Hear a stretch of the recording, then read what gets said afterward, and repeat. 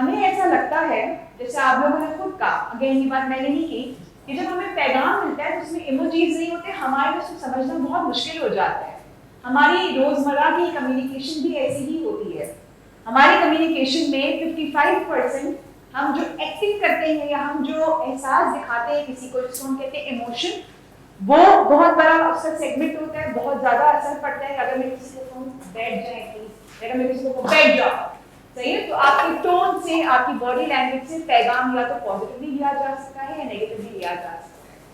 और हमारे ज्यादातर जो मसले हैं ना, वो यहीं पर आगे खत्म हो जाते हैं कि पैगाम क्या दिया जा रहा है, कैसे दिया जा रहा है और किसको दिया जा रहा है। ठीक है, तो जो आपने अल्फाज कहा, अल्फाज की अदायगी से 7% आपकी कंट्रीब्यूट करती है। असल जो चीज होती है वो होती है कि आपने पैगाम दिया कैसे। जैसे मैंने आपको आपके सामने भी बैठ जाओ की एग्जांपल आपको डेमोन्स्ट्रेट करके बताया, ठीक है। और आखिरी जो चीज है वो है आपके आवाज का उतार और चढ़ाव, ठीक है। एक चीज सख्ती से कहना और एक चीज आराम से कहने में बहुत फर्क है। अब मुझे ये बताएं, हमारी रोजमर्रा की जिंदगी में ऐसा क्या होता है जिसकी वजह से हमें पता होता है कि सामने वाले बंदे के दिल में कुछ भी नहीं है, पर हमें लगता है कि वो हमारे साथ बहुत नफरत करते हैं और हम उनको रूडली ही रिस्पॉन्ड करते हैं।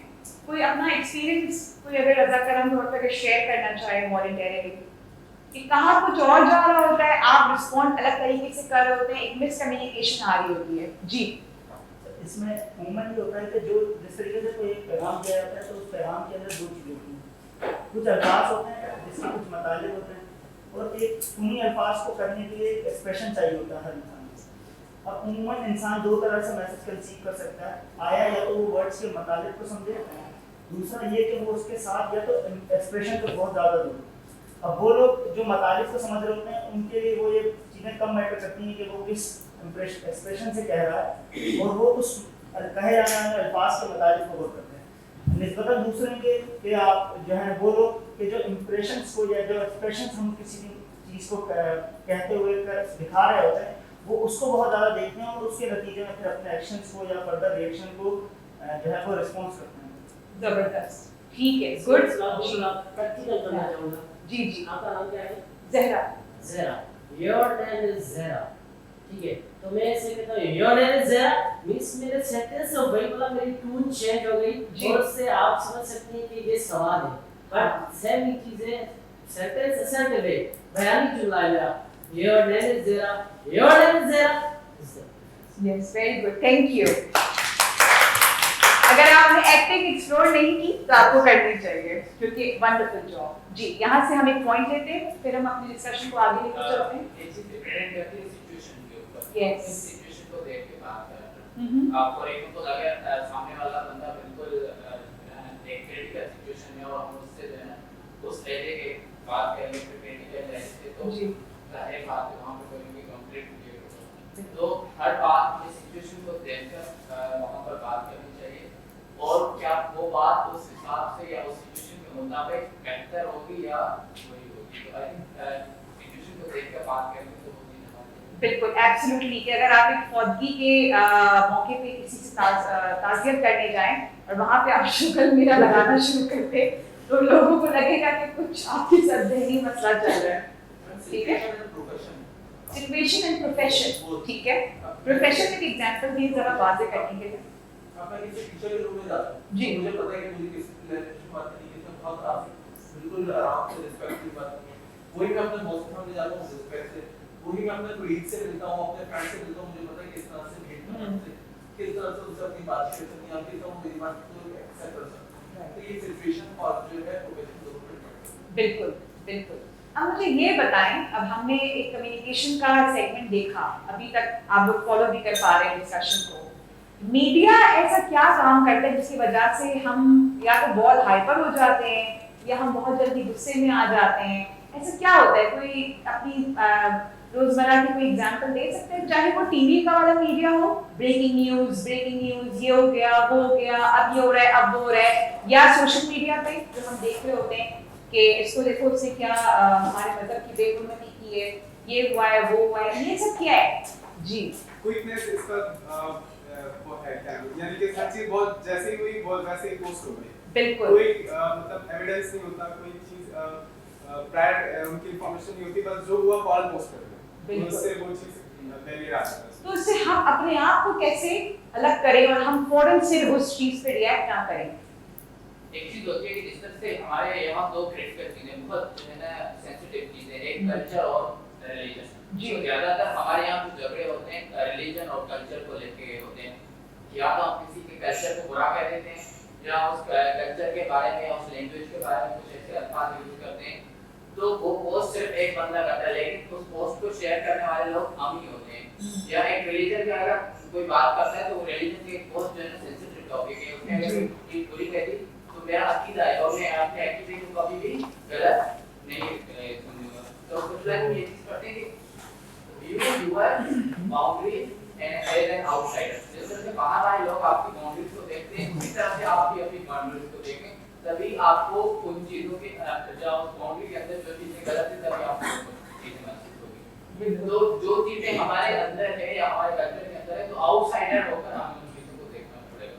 तो आई थिंक और हम ये मजहबी लिहाज से हम आहंगी बैनुल मसालिक और बैनुल मज़ाहिब में कैसे फरोग कर सकते हैं कम्युनिकेशन के थ्रू, उस बारे में चाहूँगी कि आप लोग सोचते रहें। इस पूरे सेगमेंट में जो हम लोग अभी नेक्स्ट सेगमेंट में कवर करेंगे, उसमें भी आप सोचें कि हम इन दूरियों को, इन दुश्वारियों को, इन नफरतों को हम डायलॉग के थ्रू कैसे इन्फ्लुएंस कर सकते हैं, बेहतर बना सकते हैं, ताकि प्यार और मोहब्बत के फरोग हो, नफरतों का खात्मा हो। ठीक है, आखिरी पॉइंट हम वहाँ से लेते हैं, फिर हम अपनी क्योंकि ये बहुत एक इंटरेस्टिंग एक्टिविटी जो मैं चाहती हूँ कि टाइम के हिसाब से खत्म भी हो जाए, कि इसमें बहुत ज़्यादा डिस्कशन होने वाला है।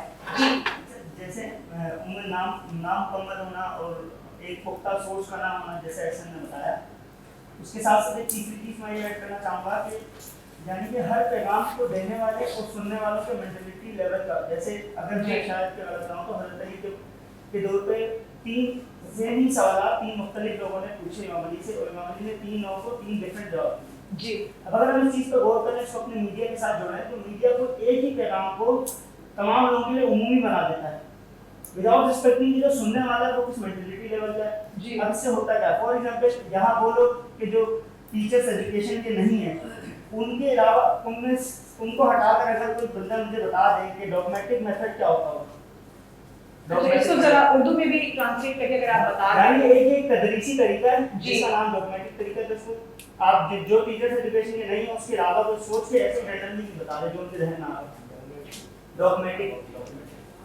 डॉगमेटिक तरीका, तदरीसी तरीका।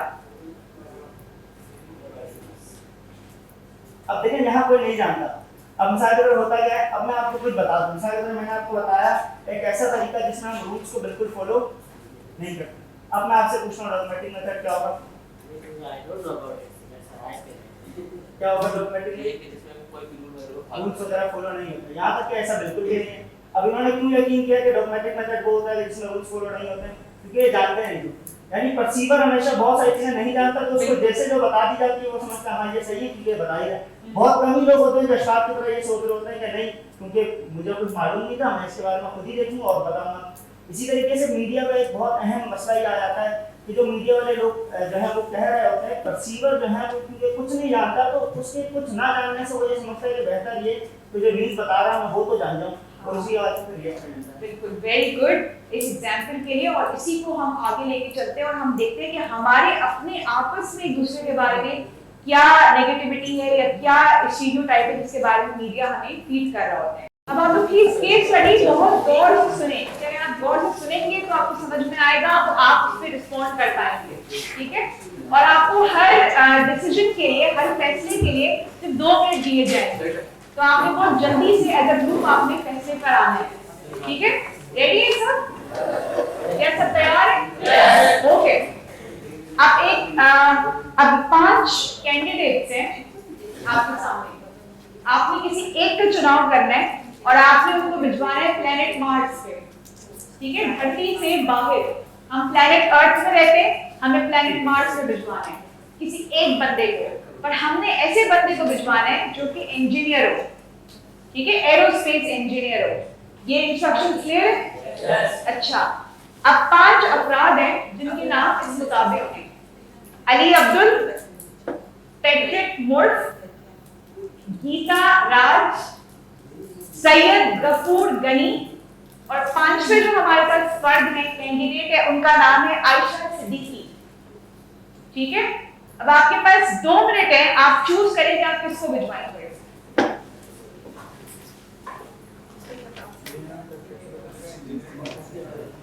और आपने वजाहत भी करनी है, सिर्फ नाम बताने से काम नहीं चलेगा। ये सारे इंजीनियर हैं। ये मुझे नहीं मालूम, आपके पास सिर्फ नाम है, आपने इंजीनियर को भिजवाना है, ये शर्त है। इसके अलावा हमारे पास इनके बारे में कोई डिटेल्स मौजूद नहीं है। अब किस बुनियाद पे भिजवाएंगे? यस, तो अगर नाम हो तो नाम का चुनाव कैसे करें? जी quick. Okay everybody, times up.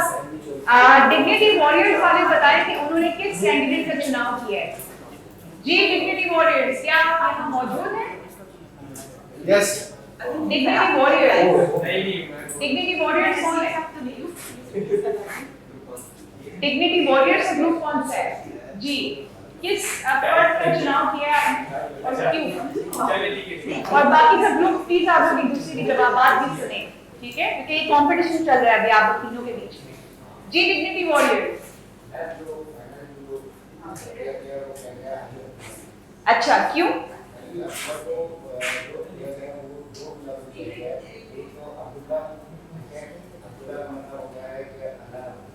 ठीक है, और अली से वो बाकी और भी सारी चीजें को ठीक है। हजरत अली के जो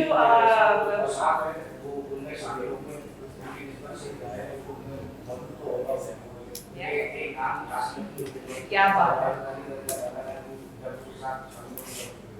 ठीक है, जबरदस्त। जी फतेह वाला ग्रुप, वैसे फतेह के तो बेसिकली इन्होंने भी बात कही थी कि हजरत अली जिन जंगों में जाते थे फतेह करके आते थे और बहुत बहादुर थे और जुल्फ़िकार का लक़ब भी उनको मिला है, तो क्यों ना अभी हम फतेह ग्रुप से पूछें कि उनकी चॉइस क्या है, किस कैंडिडेट को भिजवाएंगे प्लैनेट मार्स पे। जी पहले तो हम डिस्कशन टाइम खत्म हो चुका है, अभी आपको दोबारा मिलेगा, थोड़ा सब्र रखें। जी इसमें से जो भी जाएगा फतेह तो करके ही आएगा लेकिन फिर भी हम पैट्रिक मार्फे को हमारा जो ज्यादातर इनका रहा था, ठीक है, और फिर भी अगर ऐसा है कि हम सामने वाले को जज नहीं कर सकते, फिर उनके स्किल्स देखे जाएंगे, इंजीनियर कौन है सामने आएगा तो पता चलेगा। तो क्यों पैट्रिक मोर? वो ऐसे ही क्योंकि उनके नाम से इंजीनियर लगता है। अच्छा चले देखते हैं इंजीनियर है या वो नहीं है, वो तो आगे देखते हैं होता है क्या। जी ये ग्रुप पीस एम्बेसडर्स, वाह गीता राज, क्यों? क्योंकि हमारे ग्रुप का नाम ही पीस एम्बेसडर्स है, तो हम लोग मेजॉरिटी के यहाँ पर मुस्लिम हैं जी, तो हम पहले माइनॉरिटीज को देखेंगे। तो क्या हमारे पैट्रिक साहब माइनॉरिटी में नहीं आते? क्योंकि पैट्रिक चूज कर लिया है। Okay, I like your argument, जबरदस्त, ठीक है। चलिए जी, अब थोड़ा सा ट्रिकी होता रहेगा। अब अली अब्दुल ये दिखते हैं, पैट्रिक मुर्फ अंग्रेज हैं, गीता राज पाकिस्तानी इंडियन ओरिजिन लगती हैं, सैयद गफूर गनी प्रोबेबली शायद मिडिल ईस्ट या एमरातियां होंगे नेशनैलिटी वाइज, सैयद आयशा सिद्दीकी जो है वो हिजाब देती हैं। अब किसका चुनाव करेंगे, सोचें, ये आप सोच के बताएं, और आपको 30 सेकंड दी जा रही है, इतना टाइम हमारे पास नहीं, हमें एक्टिविटी को वाइंड अप करना है। जी किसका चुनाव करेंगे आप लोग? फतेह ग्रुप पैट्रिक मर्फ पे कोई भिजवाना है जी, आपको नहीं फर्क पड़ता वो गोरा है, पाकिस्तानी होना चाहिए था ना? नहीं नहीं, कोई फर्क नहीं पड़ता, स्किल्स उसके पास होने चाहिए। इससे कोई फर्क नहीं पड़ता कि उसकी नेशनैलिटी क्या है, कौमियत क्या है, नहीं फर्क पड़ता। बट हम पाकिस्तानी तो बड़े कौमियत के नारे लगाते हैं, ये सिंधी, ये पठान, ये सराइकी, ये बलोची, ये गिलगित बल्तिस्तानी, ये कश्मीरी, यहाँ क्यों कौमियत नहीं आ रही? सोचें, मैं इसका जवाब नहीं दूंगी। अवेयरनेस नहीं है उनके पास। किनके पास अवेयरनेस है? जो कौमियत के नारे लगाते हैं। क्या प्रॉब्लम हो सकता है, मे बी। जी गीता राज क्यों? एक बार को रिस्पेक्ट का मतलब आएगा तो वो रिस्पेक्ट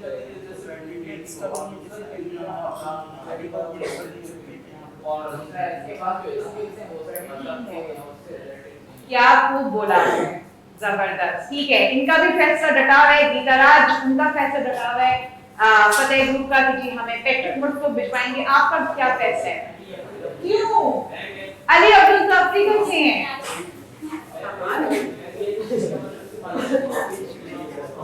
ठीक है,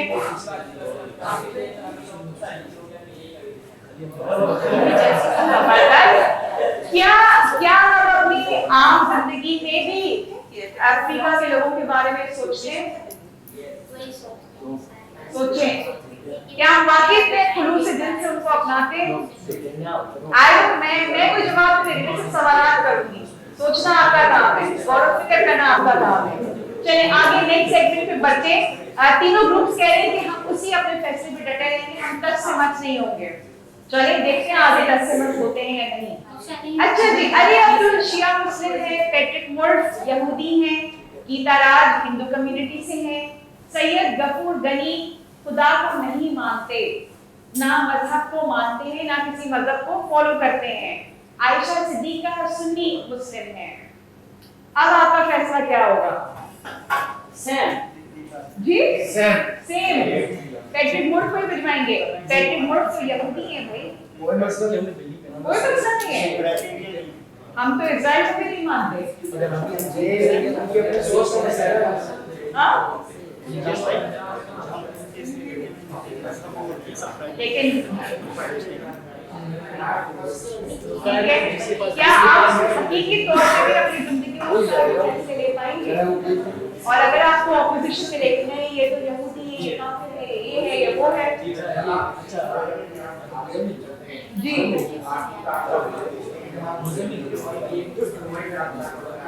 सही बात है।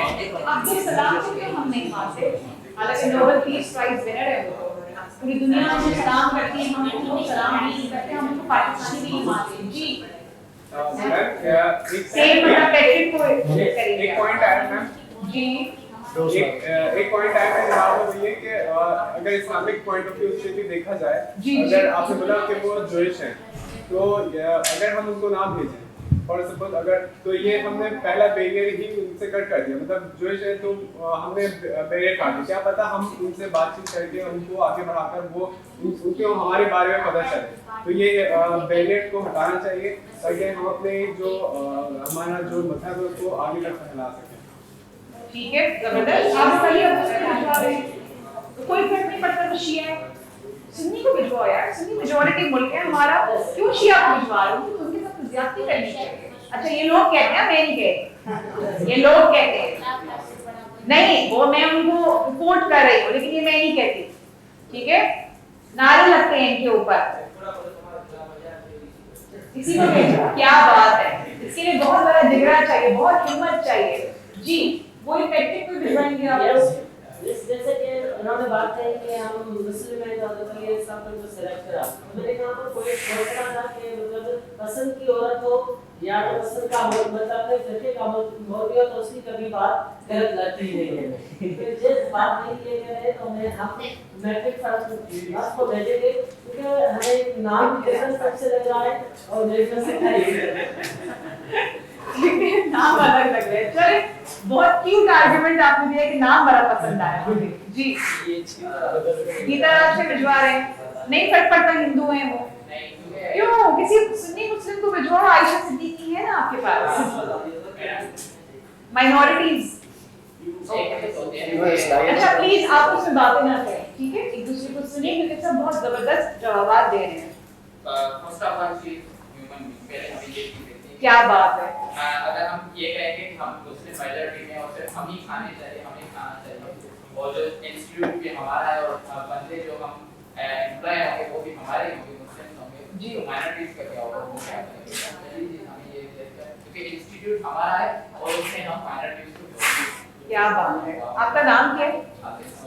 आतिफ नवाज। क्या आपने खूब फरमाया, मोहब्बत अमन है, नफरत कफन है। बिल्कुल पीस एम्बेसडर्स वाले आपने बहुत अच्छे अमन के बारे में पैगाम दिए, जबरदस्त जी।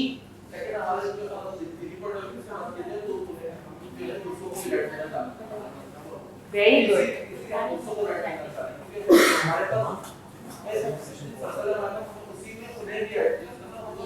पर हम तो एक थाली में खाना भी खाना पसंद नहीं करते। इसलिए अच्छा, चले अल्लाह शुक्र है। और ये आपने बहुत अच्छी बात बताई और मुझे सुन के बहुत खुशी हो रही है। अब आगे के भी कुछ पैरामीटर्स सुन लें। अली अब्दुल शादीशुदा है, पैट्रिक मुर्फ जवान है, अमीर है, गीता राज का तलाक हो चुका है, सैयद गफूर गनी जो है वो पोलियो के मरीज है, व्हीलचेयर बाउंड है, लेकिन ज़हनी तौर पे वो जबरदस्त है। आयशा सिद्दीकी जो है वो सुट्टे लगाती है। अब बताएं आप किसका चुनाव करेंगे? सेम मतलब पैट्रिक को भिजवा रहे हैं। यस, क्यों? अच्छा लगा। यहाँ है शादी वाले करवा रहे हैं, अमीर बंदा है, क्वेश्चन है जी। एक तो वो जेल गए, क्या बात है? जेल गए और ऊपर से रेस्ट भी है। तो इट मींस उसके बाद रिसर्च बहुत ज्यादा होगी, कोई भी चीज इसको खरीदनी होगी, कोई भी चीज इसको लगानी होगी तो वो खरीदेगा। क्या बात है। हाँ वैसे मार्च से क्या करेगा? मार्च में तो खरीदेगा। हाँ वैसे आपने यंग वाली बात की कि यंग बंदे से आप वहाँ पे विश्वास, ठीक है जी। तलाकशुदा औरत है, हाय हाय, अपना घर नहीं चला सकी, मार्च में चलेगी। तौबा तौबा तौबा। अब देखिए ये मैं नहीं कह रही, ये हमारा मामला कहता है। अब बताइए क्या करेंगे आप? गीताराज नहीं कर पाते। क्या बात है। क्या हम खवातीन को भी इसी नजरिए से देखते हैं कि गुजारी जिंदगी क्या फर्क पड़ता है? क्योंकि जो मैं इंटरव्यूज के लिए जाती हूँ तो मुझसे तो पूछा जाता है कि आप शादीशुदा हैं या गैर शादीशुदा हैं। ये मैं अपना पर्सन आपको एक्सपीरियंस बता रही हूँ। मेरी तरह कई खवातीन हैं जिनको जज किया जाता है, ठीक है? सही, अच्छा ठीक है जी। जो चीज हमें करनी है हम उसके लिए क्या क्राइटेरिया उसे देखना है। जैसे फॉर एग्जांपल दो लोग हैं, एक का नाम अब्दुल्ला और एक का नाम पैट्रिक है, फॉर एग्जांपल ये दोनों जो है वो समंदर में डूब जाते हैं। अब इत्तेफाक से अब्दुल्ला साहब को स्विमिंग नहीं आती और पैट्रिक साहब को स्विमिंग आती है, तो अलबत्ता अगर हम ये देखें कि वहाँ वो भले मुस्लिम है, भले वो मेजॉरिटी मुस्लिम है, भले वो डाइवोर्स है या फिर शादीशुदा मर्द है, ये वो क्राइटेरिया नहीं है उसके बचने का। उसके बचने का तो एक ही क्राइटेरिया दैट्स कि उसे स्विमिंग आती है। अब वो स्विमिंग से आती है तब वो हिंदू हो या कुछ भी हो उसे आती है, वो बच्चा है। बिल्कुल सही। तो हमें यहाँ पर जो क्राइटेरिया है, भले हमारा क्राइटेरिया अभी वो नहीं मिल रहा कि हमें ये नहीं पता है पैट्रिक जो है वो इंजीनियर है या नहीं, लेकिन हम वो बाकी इसको ना करने की हमारे पास कुछ ठोस वजह सामने नहीं आई। सही बात है। इसीलिए हम एक्सीलेंट पॉइंट। आखिरी स्लाइड की तरफ हम मूव करते हैं, हमारे पास टाइम बहुत कम है। अब हम देखते हैं कि उनके प्रोफेशन में वो क्या करते हैं। अली अब्दुल सरकारी नौकरी पर है, पैट्रिक मुर्फ ने अपना मैट्रिक पास किया है, गीता राज के पास मास्टर्स डिग्री है इंजीनियरिंग में, सैयद गफूर गनी एस्ट्रोनॉट हैं, आयशा सिद्दीकी मरीन बायोलॉजिस्ट है। मरीन बायोलॉजिस्ट का मतलब कि वो मखलूक जो कि पानी के नीचे रहती हैं, समंदर के नीचे जो बसती हैं, उस पर रिसर्च करने का जो काम होता है उनको हम मरीन बायोलॉजिस्ट कहते हैं। जी आप किसका चुनाव करेंगे? आप अली अब्दुल सरकारी अफसर है, तो क्या भिजवाएंगे आप मार्च से? सोचें जी। क्यों? इंजीनियर है इसलिए जी। ग्रुप नंबर 2 फतेह ग्रुप जी। आपका क्या था? पैट्रिक मुर्फ। मैट्रिक पास तो प्लेनेट मार्स में भिजवा रहे हैं। मैं जैसे आपने देखा होगा जो हमारे पास एयरफोर्स होती है, जो एयरफोर्स होती है, एयरफोर्स में वो लोग जो पायलट में भर्ती होते हैं वो लड़के हैं, तो उनकी एज सर्टेन 5 to 6 ईयर जो है लिमिटेड होती है। जैसे आई थिंक 18 से 25 या फिर 24 साल की होती है। इस दौरान के शख्स को ही वो ऐसा पायलट जो जंगी जहाज चलाते हैं उन्हें वो उसके पीछे वजह ये होती है क्योंकि उनमें बहुत परहेज होता है। बहुत सारी चीजें ऐसी होती हैं जिनमें उनके खोने का डर नहीं होता। अभी जितने बाकी सारे लोग हैं मास्टर डिग्री उसने अपने बहुत बड़े करियर को आगे तक वो ले जा चुका है। अब उसे डर रहेगा कि मैं किस तरीके से परस्यू करूं, नाकारा हो गया तो क्या होगा। एस्ट्रोनॉमी जिसमें उसकी पूरी राय करा दी है। इसी तरीके से अब जो मैट्रिकुलेशन वाले साहब हैं वो बिल्कुल नए ताजे निकले हैं और उन्हें बस एक जज्बा है कि वो नई चीज एक्सप्लोर करें। ठीक है, ओके सर, मेक सेंस जी। होने का कोई डर नहीं है उसे, वो भी तो अपनी जिंदगी जी नहीं है, अपनी जिंदगी जी के देखो, खुशियां देखो, वो क्या करेगा सब हमारी तरफ अच्छा ओके। इसका कोई सही गलत जवाब नहीं है। इस एक्टिविटी के बाद एक क्वेश्चन जिस पे मैं 2 क्विक कमेंट्स चाहूंगी, फिर हम इसको यहाँ पे कंक्लूड करेंगे। यहाँ पे हम ना चाहते हुए भी हमारे मुल्क में लोग स्टीरियोटाइप करते हैं, खवातीन है, कमजोर है, इनसे काम नहीं होगा, ये तो हिंदू कम्युनिटी के हमसे एक थाली में बैठ के खाना नहीं खाएंगे, ये शिया है, ये सुन्नी है, ये है, ये वो है। हम ये करते हैं या नहीं करते? अगर हम नहीं